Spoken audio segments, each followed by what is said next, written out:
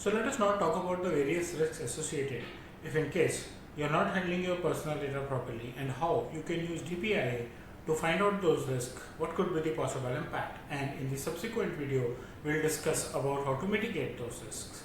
Let us talk about the basic risk and their impact today. Welcome to my YouTube channel where you daily see new content on data privacy, and as I said, we are going to talk about the risk associated with the improper handling of personal data in case of data privacy and applicable to Indian DPIA as well as the global standards as well.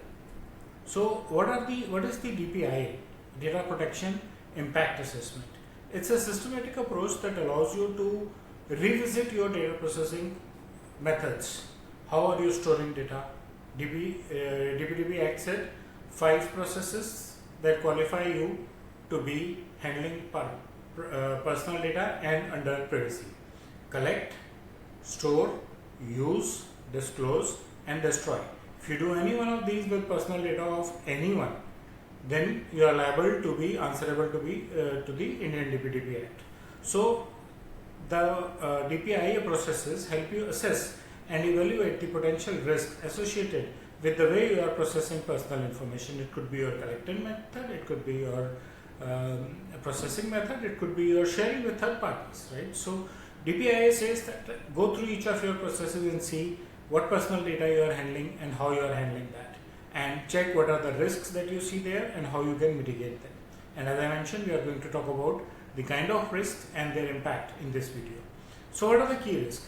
First of all, personal data can be misused internally.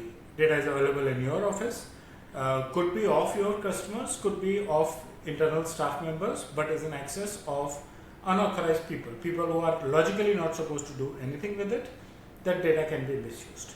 It can be stolen and misused. Someone hacks into your system, takes away your data and gets misused. Oh, so that means you didn't protect your data from hackers.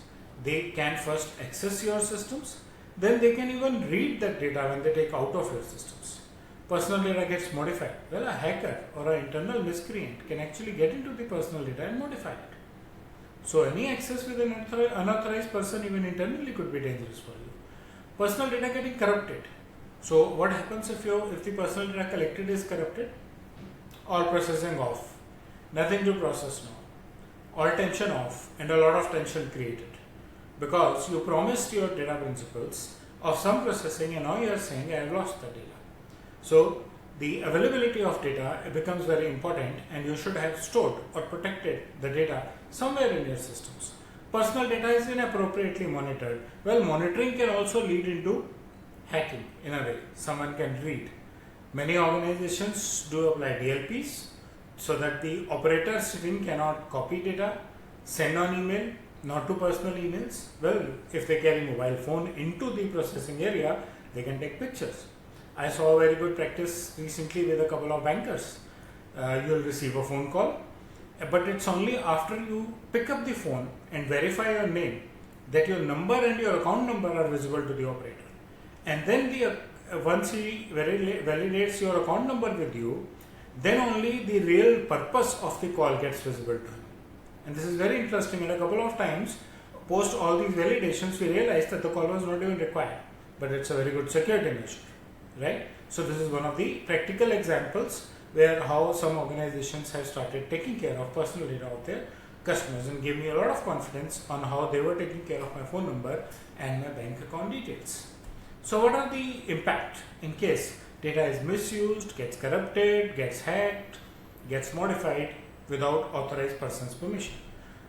On a data principle, well, his unauthorized disclosure of information to any third party, whether your unauthorized employee or whether outside, could have multiple impacts. If it's sensitive financial data, it can create financial impact, credit card misuse. And I have a video on a case study on a airline and a hotel worldwide where the credit card information got compromised, and the hackers used the credit card information and misused credit cards for a lot of their data principles, right?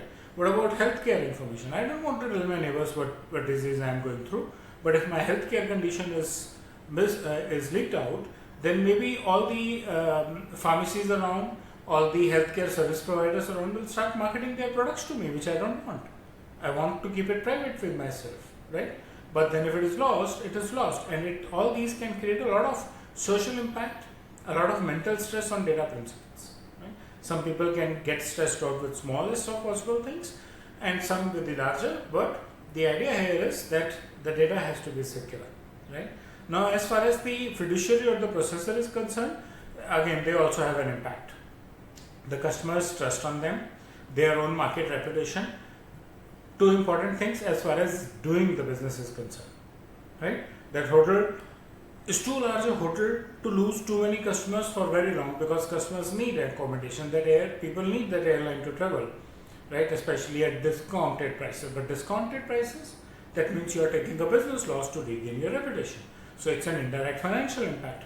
You might have to mitigate with the impacted data principles and to your data protection boards in India and internationally.